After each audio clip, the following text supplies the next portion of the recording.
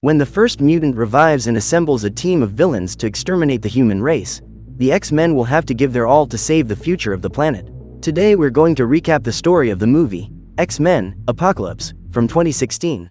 In 3600 BC, Apocalypse, the first living mutant, became the pharaoh of ancient Egypt and made everyone bow down thanks to his immense power. As his body ages, he needs to find another one to take possession of, and he chooses that of a mutant with insane powers of regeneration. However, just as the transfer process begins, some soldiers fed up with his tyranny decide to sabotage the ceremony and knock over a sandstone block which damages the pyramid's structure, causing everything to collapse. Even so, Apocalypse manages to complete the body transfer and his followers use their powers to take him to safety, creating a force field to protect the pharaoh while they are buried by tons of rocks. More than 5,500 years later, in 1983, a young student called Scott Summers is taking a class on the battle for the White House in 1973, when he feels something bothering his eyes and starts blinking frantically. The young man then asks to go to the bathroom and looks in the mirror trying to understand what's going on.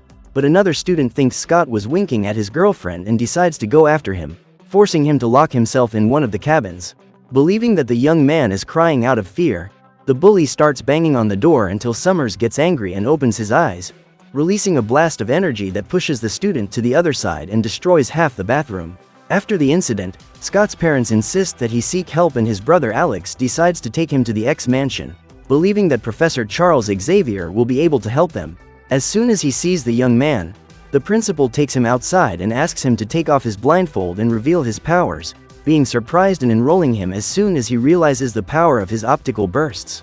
In the eastern half of Berlin, a young mutant known as Angel is fighting in an illegal fight club and has won 10 in a row, making him the bookie's favorite. For the 11th battle, the narrator announces that they will be bringing in a demon and his men release Nocturne into the cage, another mutant with the ability to teleport. Since he doesn't want to fight, the blue mutant starts moving around, getting electrocuted by the high-voltage grid. Outside, Mystique watches her son being shocked and decides to turn off the transformer herself, activating a lever that begins to overload the entire circuit. Inside the cage, Kurt finally decides to fight and teleports the Angel over one of the bars, electrocuting one of his wings and leaving it completely burnt. After the shock, the transformer explodes and the audience rushes out of the club, opening the gap for the combatants to leave the cage and Mystique to talk to Nocturne, taking him away from the confusion. In Egypt, a CIA agent called Moira is investigating a mysterious cult when she sees some people with a strange symbol tattooed on their necks. Following the men, Moira finds a young man covering something with a rug and begins to ask if the object is for sale, but as the guy tries to throw her out, the woman decides to knock him out and removes the rug from the front, revealing the entrance to an ancient cave. In this place, Moira finds a small golden pyramid and hides there taking photos while some men pray around the object. As time passes, sunlight begins to enter the cave and hits the artifact, causing the symbols to glow in golden streaks that go underground, awakening Apocalypse from his mummification. Extremely powerful, the first mutant absorbs all the energy from the symbols and begins to remove the tons of rock that are on his body, blowing up the cave with such force that it causes an earthquake that can be felt from the Soviet Union, where Magneto is hiding working in a metal factory. Because of the tremor, a cauldron of molten metal breaks loose and falls on one of the workers, forcing Eric to use his powers in front of everyone to save him. Knowing that everyone has seen who he really is, Magneto decides to flee and runs home where he asks his wife to get their daughter ready as soon as possible. But when she goes to the bedroom, his wife realizes that the girl is no longer there. Desperate, Eric runs through the forest looking for his daughter and finds her already in the hands of Soviet soldiers with bows and other wooden weapons. Saying they want to talk, the police reveal that some of Eric's colleagues have reported something strange at work and show him a piece of newspaper about the attack he made on the White House in 1973. Accused of causing countless eliminations, Magneto decides to turn himself in on the condition that his daughter is freed, but the girl becomes agitated when she sees her father being taken away and awakens her powers, bringing hundreds of birds to attack the police.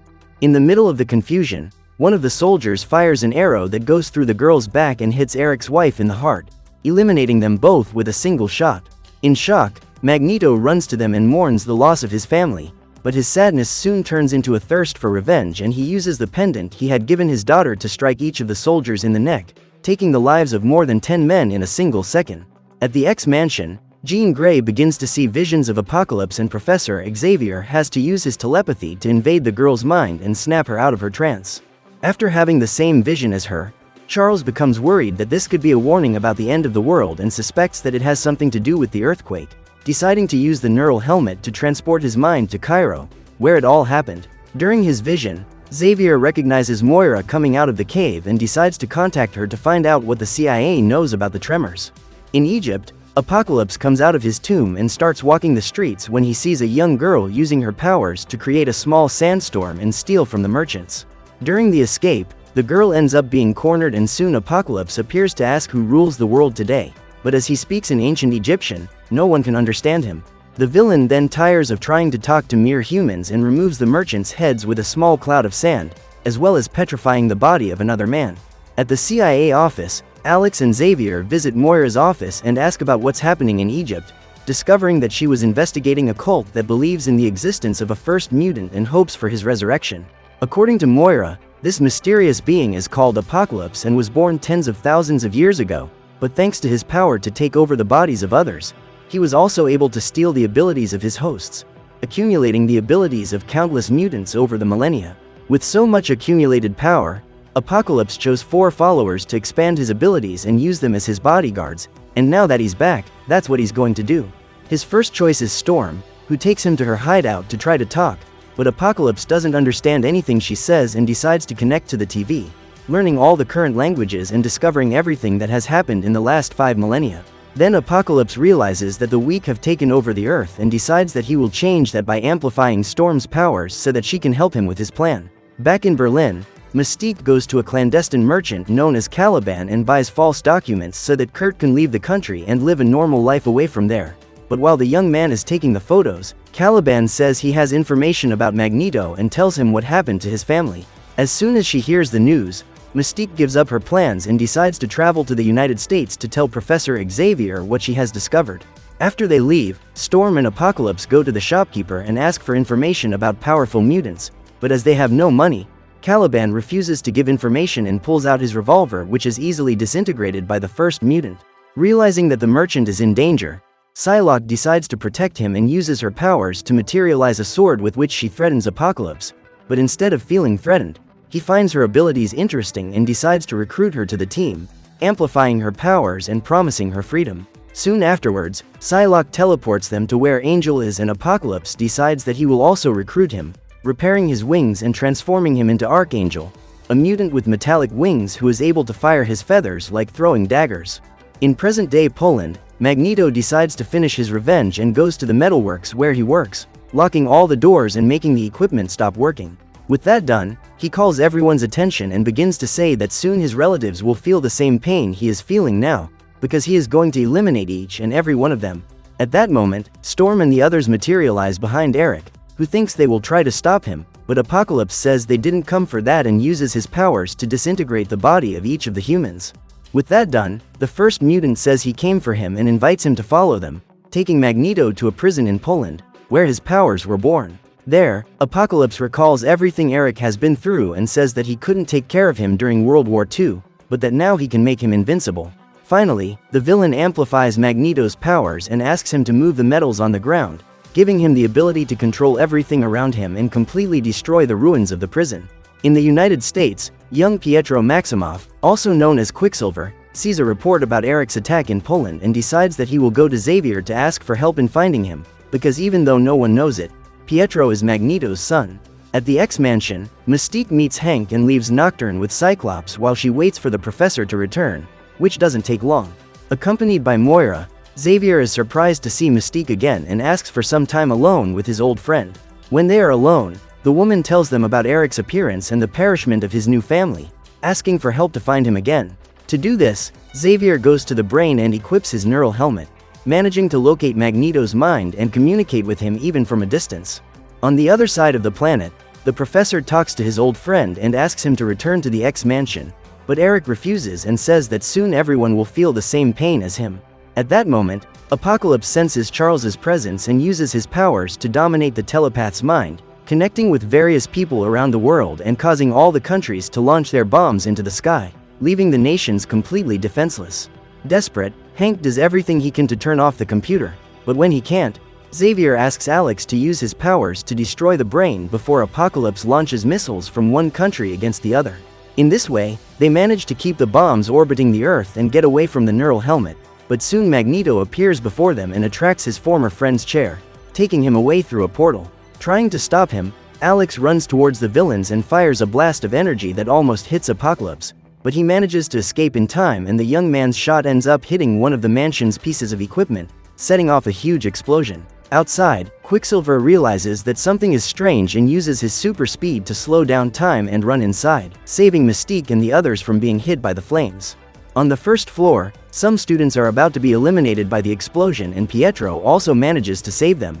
As the mansion is full of students, Quicksilver runs through each of the rooms and manages to save all the students before the flames reach them. After the explosion, Scott returns with Nocturne and starts asking for his brother, but as he was closest to the epicenter, Alex was the first to be hit by the flames and Quicksilver was unable to save him. While Cyclops processes the information, Jean Grey hears the thoughts of someone approaching and decides to hide in the rubble with Scott and Nocturne, watching as the military land the helicopter and wipe everyone out with a hypersonic cannon. With that done, one of the soldiers goes to the rubble to check if anyone was left behind and Jean uses her powers to control the man's mind, making him see only a block of concrete where they are. With the helicopter about to leave, Scott asks Nocturne to teleport them into the vehicle and together they go to the mutant hunter's base. There, Colonel Stryker accuses Xavier of causing the warhead launches and asks where he is, but Moira warns him that there is someone much stronger to worry about right now. While Scott and the others try to find a way to save their friends, Apocalypse waits for Professor X to wake up and orders him to use his powers to transmit a message to the entire planet. Repeating what the villain says, Xavier warns the humans that the first mutant has returned and that soon they will all be eliminated, but while he is giving this message to the people, he manages to connect with Jean's mind and pass on her exact location, asking her to get together with the other mutants and come and rescue him. While talking, the three mutants are found by one of the security guards who shoots at them, forcing Nocturne to teleport them away. Luckily, Kurt ends up taking them into the generator room from where the trio can turn off the power, making it easier for his friends to escape.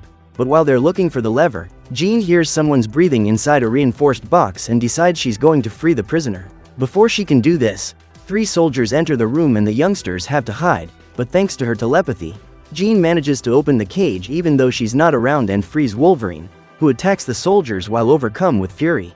Seeing his men slaughtered right in front of him, Stryker decides to flee while Logan finishes eliminating the soldiers and looks for a way out. Realizing that something is wrong with him, Jean Grey runs after Wolverine and removes the neural helmet from his head, restoring part of Logan's memories. After he leaves, Nocturne goes to the control room and asks his friends to move away from the door, allowing Scott to open a hole with his optical blast. Finally reunited, the X-Men return to the X-Mansion and take a jet to rescue Professor Xavier, flying straight to Egypt where Apocalypse begins his final plan. Wanting the Professor's telepathic powers, the first mutant orders Magneto to destroy everything made by humans while he switches bodies with Charles.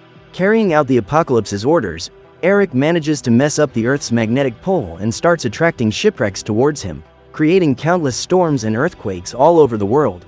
With the planet about to collapse, Apocalypse traps Xavier on a platform and starts talking about how his powers will be useful to him, because thanks to his telepathy, the villain will be able to take his mind wherever he wants and will be able to control anyone.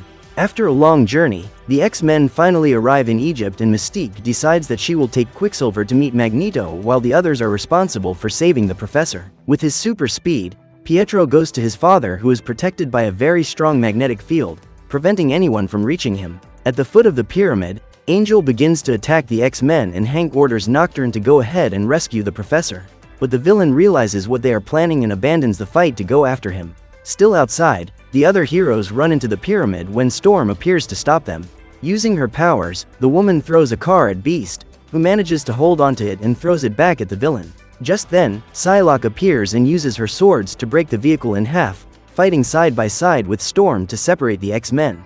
Inside the pyramid, Nocturne teleports back and forth looking for the Professor, but he ends up being surprised by the Archangel who attacks him from behind. Holding the X-Men's tail, the villain is teleported from one side of the pyramid to the other until Kurt manages to trap him inside a kind of cage, leaving him free to head in the Professor's direction.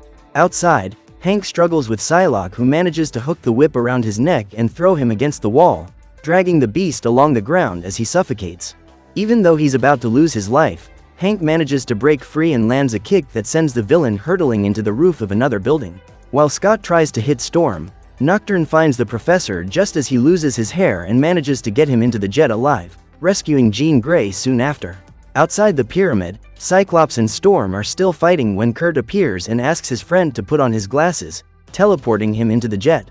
With that, all that remains is to rescue Beast and they can finally return to the United States, but while Moira is speeding up the jet, Archangel manages to free himself and seeks out Psylocke to carry her to the aircraft. To reach them, the woman opens a hole in the ceiling and Nocturne decides to teleport everyone back to the ground, allowing Jean to point the plane downwards and let the villains crash into the ground. As he's already inside, Archangel can't get out in time and ends up exploding along with the jet, but Psylocke manages to jump out and slows the fall by plunging her sword into the structure of a building. After trying to convince Magneto to give up, Mystique sees the aircraft exploding and Quicksilver finally decides to enter the battle, using his super speed to hit Apocalypse without him having time to react. Even though he's slower, the villain manages to paralyze Pietro's feet with his manipulation of the sand and takes advantage of his immobility to strike back with each blow, breaking the young man's legs. At that moment, Psylocke appears and Apocalypse allows her to strike the final blow, but instead, the woman uses her katana to try and behead the villain. Because of the powers he has absorbed, the first mutant recovers almost instantly and grabs the woman by the neck, revealing that she was actually Mystique in disguise. Seeing his friend about to lose her life, Xavier finally decides to act and invades the villain's mind, using his telepathic powers to try to take over his head, but Apocalypse is completely overpowered and manages to resist even on the mental plane, parrying Charles's blows and attacking him in his consciousness. With that, the villain manages to discover Professor X's location and advances towards him, but at that moment, Magneto finally decides to intervene and uses his powers to try to crush the villain with the surrounding metal. Realizing that he is managing to resist, Hank goes to the battlefield and rescues the wounded while Cyclops tries to help Magneto break through the villain's shield, who even though he is defending himself from their attack at the same time, continues to fight Xavier on a mental level. Seeing her teacher and friends about to be eliminated right in front of her, Jean Grey finally awakens the Phoenix Force and unleashes such an absurd amount of power that she destroys Apocalypse's barrier with the shockwave alone. Unable to defend himself, the villain is finally hit by Magneto's steel beams and the powers of the other X-Men, as well as the flames of the Dark Phoenix. With that, Apocalypse's body is completely disintegrated and the heroes finally achieve victory, saving all of humanity from destruction. As a result, the mutants are now accepted by humans and can live peacefully in the X-Mansion, taking advantage of the peace to prepare for the many confrontations that lie ahead. So what did you think of this movie? Leave it in the comments below. And if you liked the video, like and subscribe for more movie recaps. See you next time.